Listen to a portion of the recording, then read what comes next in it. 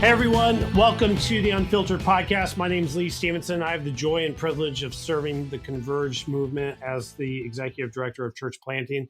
My co-host here, say hey Danny. I'm Danny Parmelee, and I oversee church planting for Converge Mid-America. And this is going to be a fun one. We're going to talk about parenting. And I think this is going to be fun because, Lee, you have some expert wisdom because you were a pastor's kid. So I don't know who's all going to listen to this, but we said it's unfiltered. So I need you to share some of your experience of when you were younger, of what your parents did that allowed you to survive being a Christian. You know, you hear about pastor's Exactly.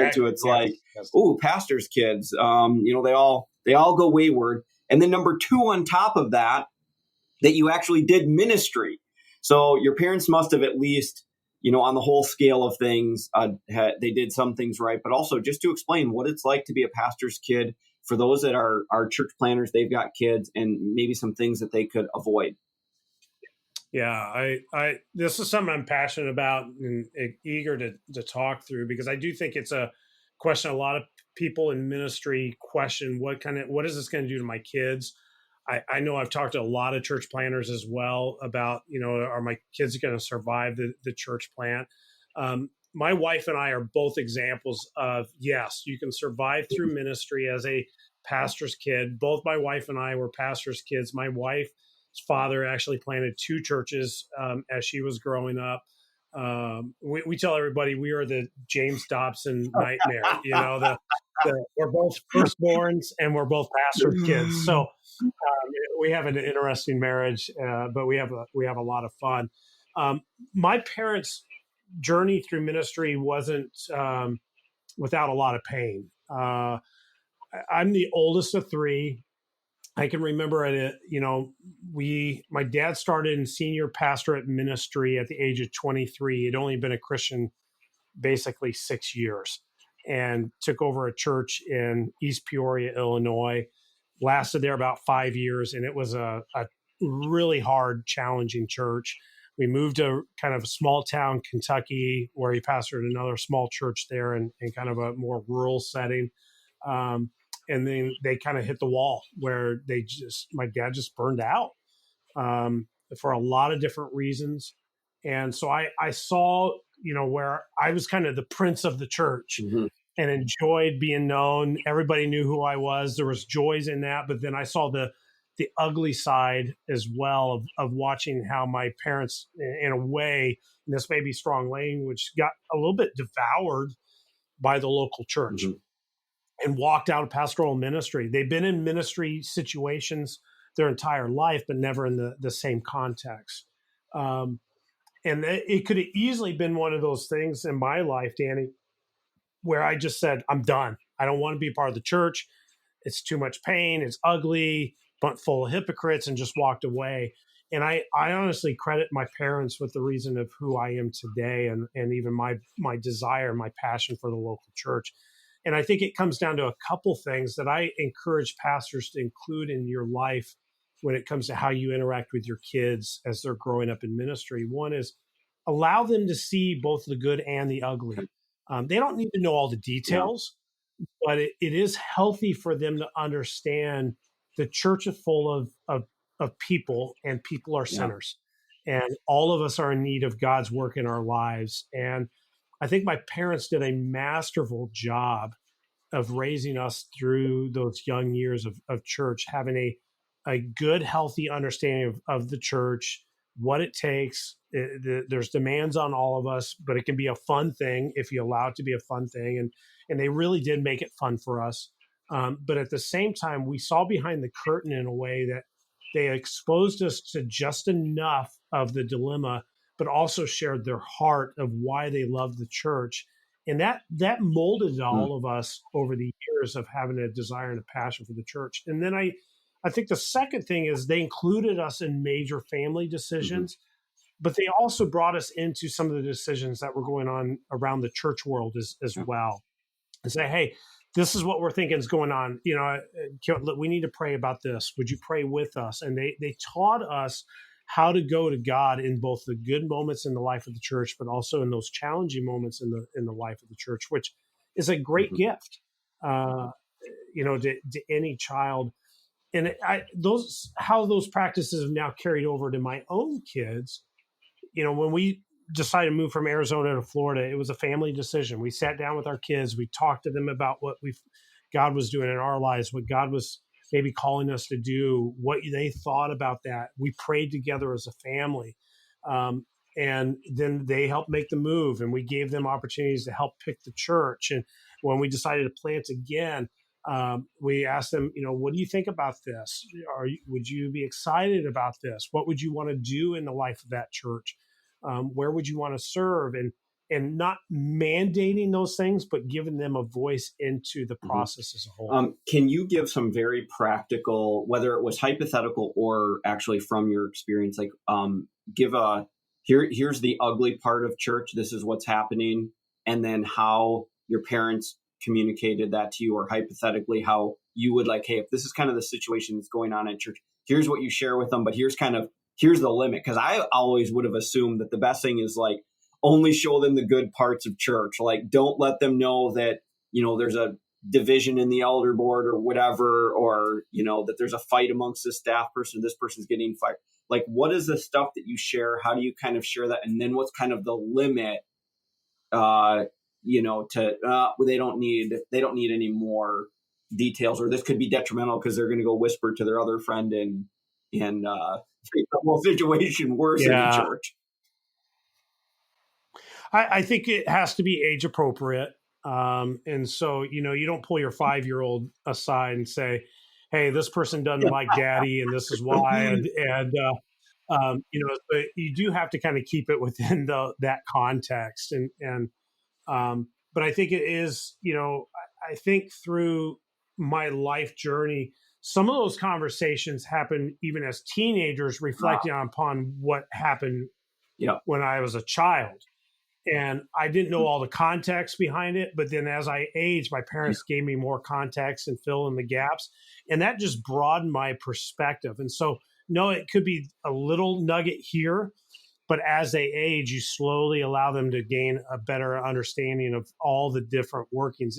For instance, I think of one of the things, the elder board in the first church my dad pastored in was a pain. I don't know how else to put it, but they were just a royal pain. And my parents never allowed us to see the disunity that actually existed. I remember us still going over to elders' houses and having dinner and conversations, and they made it fun for us. And so there was a healthy respect for the leadership of the church. But I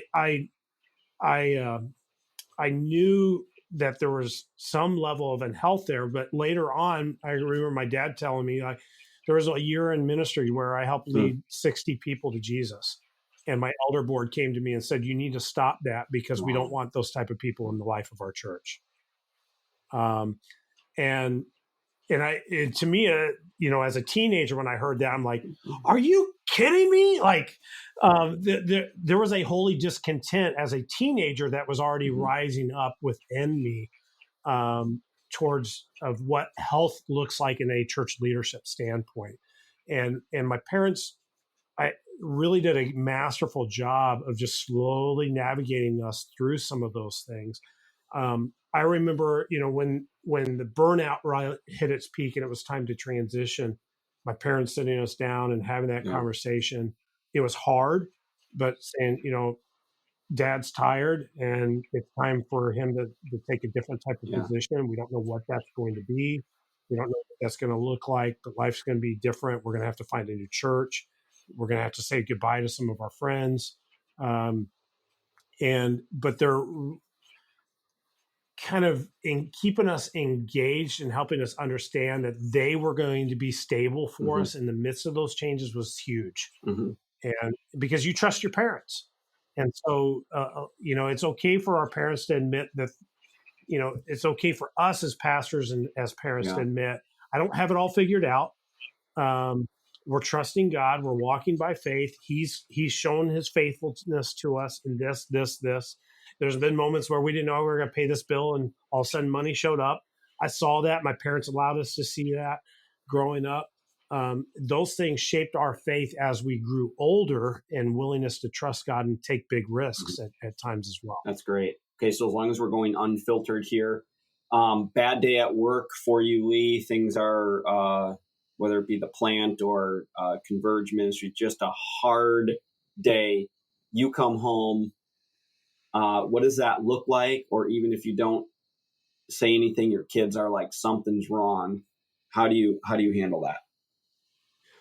I always tell my wife first, and we'll have a moment of kind of processing. And so sometimes it'll be, hey, mom and dad need to have a conversation. Love you guys. Give them a hug. We'll be out in a minute. And Melissa and I will talk it through, kind of come up with a game plan, pray it through. And then sometimes it's come and say, hey, there's some hard things that are going on at the church. There's so-and-so or so-and-so, they're unhappy about this in the life of the church, and they may end up leaving. We don't know. But sometimes that's God does this, and God brings people in seasons in the life of our church, and then he takes them on to other churches. And we've got to trust God, and even it may be hard. But let's take a moment and let's pray for them. Let's pray for the church, and bringing the kids into some of those situations seems to be helpful for them to understand that this is so much bigger than us, and it's bigger than them, and that God is doing a unique work. Then you got to allow them to see the celebration moments as well. Yes. And that would have been my next thing. Yeah. Like, what's the fun stuff? Let them see the fun stuff. There are benefits to being the pastor's kid. I mean, I've taken my kids into the auditorium and let them fly their drones around. It's like, there aren't other kids that get that kind of opportunity, guys. And so allowing them to see some of the benefits of that. We've gone into church sometimes on a random night and popped a video or a movie on and sit in the auditorium and video games on an LED screen, right? Yeah, well, I haven't done that. That's a little technically challenging, but throwing a DVD in or something of that sort isn't a bad thing. So allow them to see that there are some benefits and perks that they have because they are the pastor's kid as well. And even with the Converge shop, I think some of my greatest moments, and I encourage any pastor to this, when I've had a speaking engagement or I've gone somewhere, ask them to send a note back to your kid. Maybe even a gift card saying, hey, thanks so much for sharing your dad with us this past weekend. Hey, here's $20 to McDonald's. Why don't you take your dad out for lunch sometime? Yeah. Like those moments in the life of my kids, they love it. And it gives them such a positive view of ministry and what ministry can be that they fall in love with it versus resenting the fact that dad's been demanding and going here and going there. Yeah. That's for me too. When I do travel, the opportunity to bring my 10-year-old with me is huge. She loves hotel, sleeping over, extra pool time. We were at a green room that she has been talking about all summer that just was loaded with snacks and soda, which she doesn't get all of that soda even at her house. So she thought this was like the best church in the world. And then honestly, even sharing honorarium stuff with them, like, hey, you know what? We were given a little extra because we, spent a little extra time and shared God's word. So you get to choose, where are we going? Now she picked Popeyes, so that was Popeyes. Hey, you're doing something right, man. that was the splurge. It wasn't steaks. We're going out for steaks. You haven't introduced her to Melting Pot yet. Yeah, no, and I'm not going to either. So, and she wants Popeyes chicken at her wedding. Popeyes and a Coke. She's happy. Yeah, exactly. So she wants Popeyes chicken for her wedding. So I literally recorded her saying that that's what she wanted. So we'll see if that sticks later on in life. But yeah, just including them in the fun stuff and the celebration and feeling like, they get to share in some of that honor as well as a pastor without it going to their head. I know they call, pastoral privilege, pastoral dad privilege. We had a time where we were doing this outreach in the city and our church was hosting it and you had to have tickets to get on this like bounce house and ride thing. And my daughter went and said, don't worry, my dad's the pastor. It's like, doesn't really work like that. Okay. You can't just say my dad's a pastor for everything and just assume you're going to get to cut to the front of the line. Get to cut to the front of the line and go on rides for free. But yeah, I agree. Being able to just include them and have fun there's times too, and maybe this is controversial. I'd love for you to speak to this, but if I sense that my family really does need a time away on a Sunday, that it's okay that they actually don't show up to church. And yes, they're not at home vomiting, and that's not just say they can just go whenever they want, but there's some time to just be like, you know what, you might need a break this week. So yeah, I think that's totally doable. The perfect world would be our kids and our spouse would want to be at church every single waking hour and serving. That's just not reality, and it's not necessarily healthy for any of us, including ourselves as maybe the lead pastor in a church plant. We need time away. We need time to recoup and to be recharged because it is draining. And find ways to keep your spouse and keep your children encouraged on the journey that church planting can be. And even in this current church plant, my son we've been out of town over the last 5 weeks for an adoption process that got drawn out, a lot of different other things. But my son was disappointed he has missed so much church. And he just wants to go and serve in the elementary classroom. And I think that's such a gift. I want to try to encourage that as much as I possibly can. At the same time, we've got to guard our kids from people in the church that demand higher expectations of them just because they're the pastor's kid. Yeah. And so those are the moments I become the most defensive of my kids is if I catch wind that somebody is playing that card on my kids, let them be kids. That's the most important aspect. They're not perfect and they're not called to be the pastor of this church. Right.